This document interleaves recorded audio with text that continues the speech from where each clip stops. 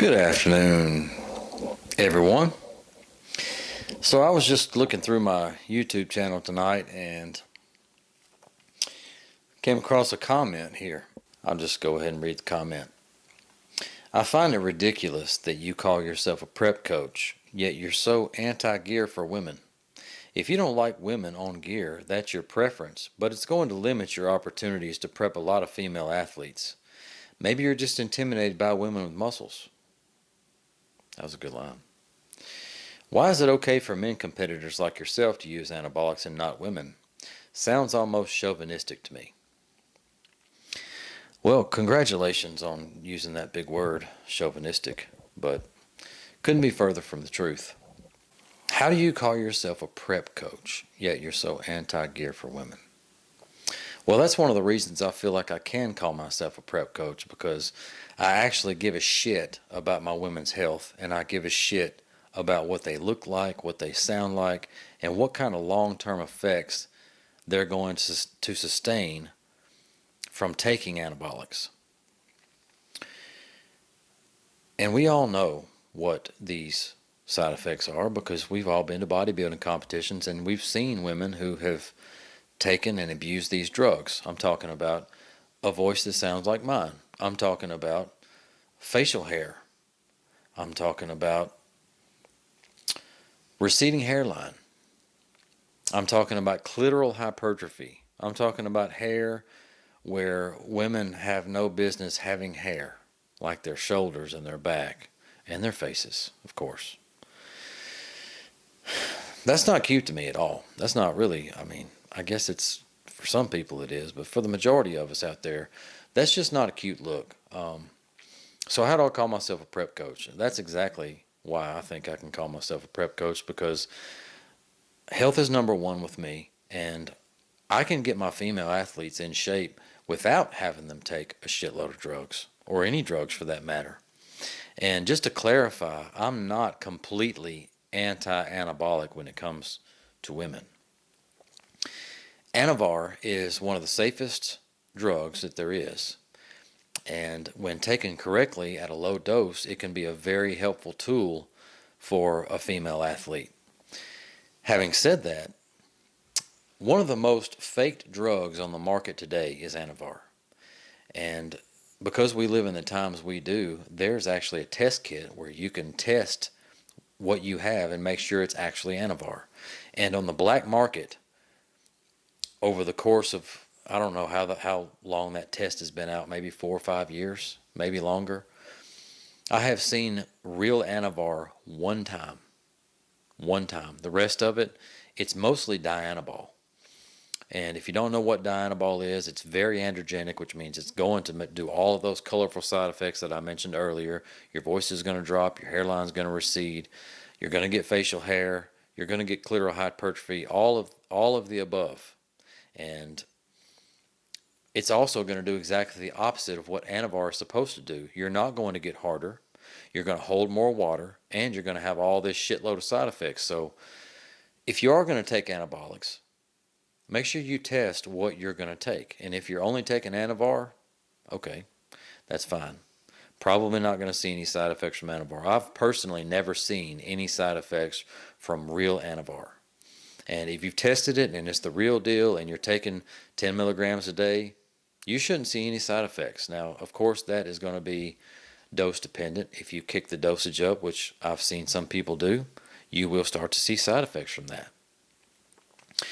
But having said that, 10 milligrams a day, Anavar, never seen any side effects from it. You go up from there, you get to 20, 25, 30 a day, definitely will see side effects if you're a woman. More than likely you're going to see side effects. But any other drug, it doesn't matter what it is. It can be something as mild as primobolan. It can be, anything else. It doesn't even matter. I could go down the list. But anything else other than Anavar, I have seen women sustain side effects from, even Winstrol. Winstrol, the hairline is going to start receding. And even if it doesn't, do you want that risk? And this is where some of you may disagree with me. Actually, this video is probably going to cause a shitstorm with some of you, because clearly it already has with this person, I'm not going to name any names, but this person looks like and sounds like what I'm talking about right now.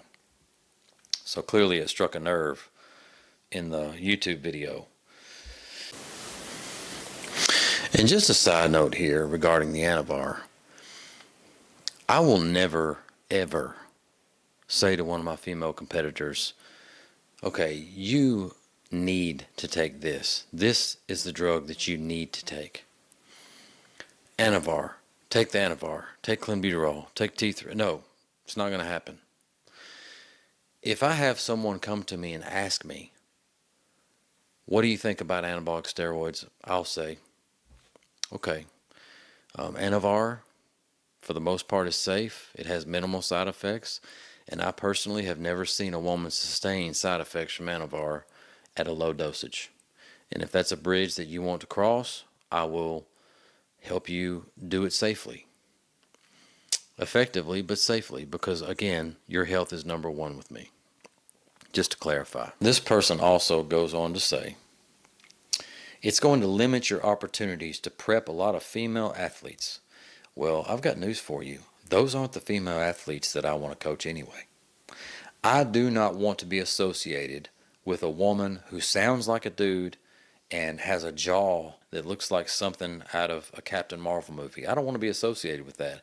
As a matter of fact, I have let clients go who wanted to cross that bridge without my blessing, because it's not worth it to me. It is completely 100% not worth risking your health and risking your feminine features for a fucking trophy.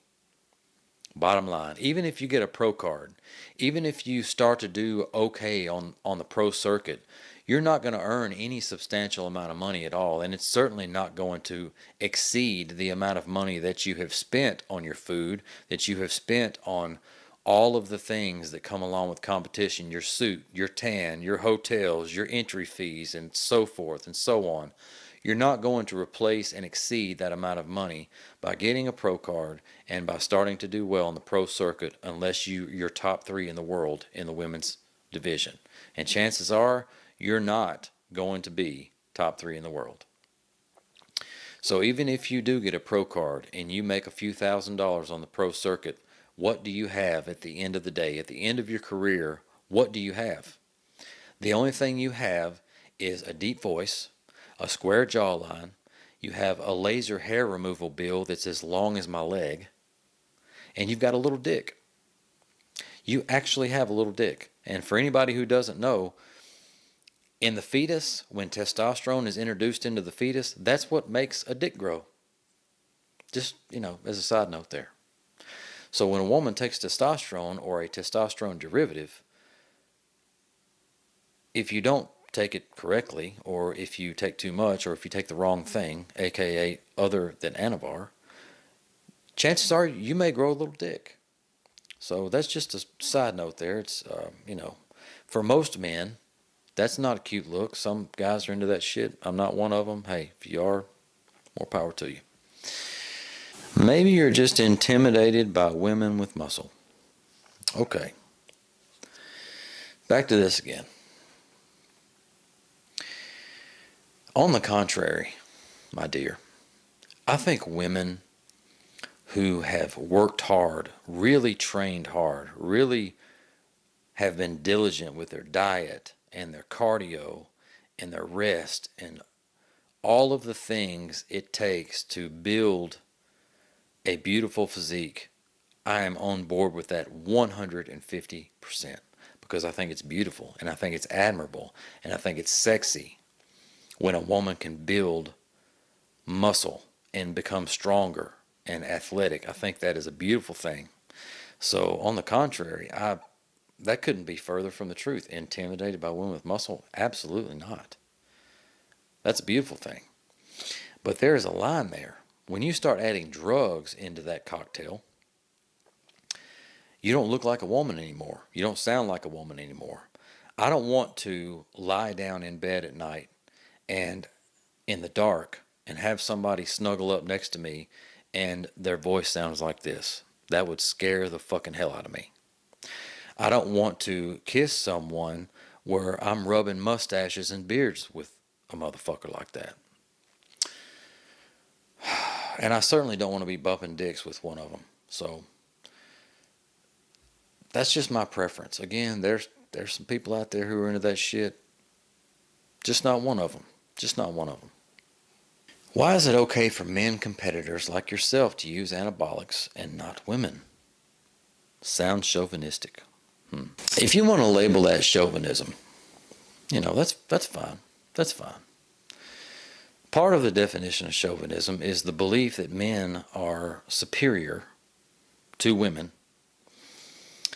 But that term has a negative connotation with it, and it covers intelligence too. And I do not think that women are less intelligent than men, but there are some things like strength and muscle mass where a man is superior to a woman, and that's the way God made us, and I believe that's the way it should be. Why is it okay for a man to take anabolics and not a woman? Well, here's my answer to that question. I was born with a dick, and I was born with the ability to grow facial hair. I was born with the stopwatch, whatever you want to call it. At some point in my life, I'm gonna grow facial hair. I'm gonna grow nuts and all of the things that make me a man. That's gonna happen at some point. As a woman, that's just not programmed into your DNA. You're not supposed to grow a dick. You're not supposed to grow facial hair. You're not supposed to have a voice that sounds like mine. You're not supposed to have a receding hairline. You're not supposed to have hair that grows on your fucking back. But, that's what drugs will do to you. That's what anabolics will do to you. And some of you, including this person who decided to attack me on social media, which I think it's cool. I appreciate the attention. I really do. She knows exactly what I'm talking about because that's what this chick sounds like and looks like. But anyway, something I'm really proud of?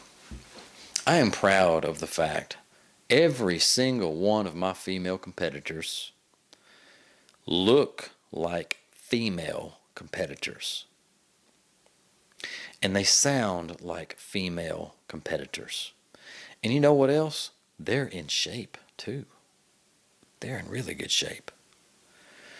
How can you call yourself a prep coach? Back to that, I call myself a prep coach because I've been competing for 20 years. I've placed first on the regional level several times. I've placed in the top 5 on the national level several times. I won at nationals, which is what earned me a pro card. I have several pros underneath me who have turned pro under my tutelage. And above all that, health is number one. And that goes for my males and my females. Even for my males who are on gear, there is blood work requested by me adamantly every few weeks, just so I know, okay, what's your red blood cells doing? How's your liver? How are your kidneys? Where is your estrogen level? I don't know well, some people don't give a shit where their estrogen level is. Let's just throw more drugs at it just to make sure it's not. No. Health is number one. All you got to do is go get your blood drawn and see where the fuck everything is. It's really that simple. Anyway, I'm getting off the topic now. What makes me a prep coach is my athletes come in shape to start with. And number 2, they come in shape with their health intact and with their metabolisms intact. I believe that's all I got to say about that, as Mr. Forrest Gump would say. I hope everyone is having a lovely evening. And one more thing before I go. If you're a prep coach and you have a female athlete and you tell her to take X, Y, and Z, and she has no fucking idea what X, Y, and Z are, she takes X, Y, and Z, and she sustains all of these side effects that I'm talking about when she had no fucking idea what she was taking. All she knew is she trusted her coach. She started taking X, Y, and Z because that's what you instructed her to do. Now she has a deep voice. She has to get laser hair removal, and her clit is swollen because of you, because you're a fucking asshole or you're an idiot. It's either one of two scenarios. one of two scenarios right here. Either A, you don't know what this shit is going to do, you're telling her to take, or B, you just don't give a fuck. Either way, I do not respect somebody who does that shit. Either way. So if you are one of these female athletes and your coach is instructing you to take X, Y, and Z and you don't have any idea what the fuck it is, you need to get on the internet, you need to Google it, you need to look up side effects, and you need to run in the other direction. Anyway, now that's all I got to say. Y'all have a good evening.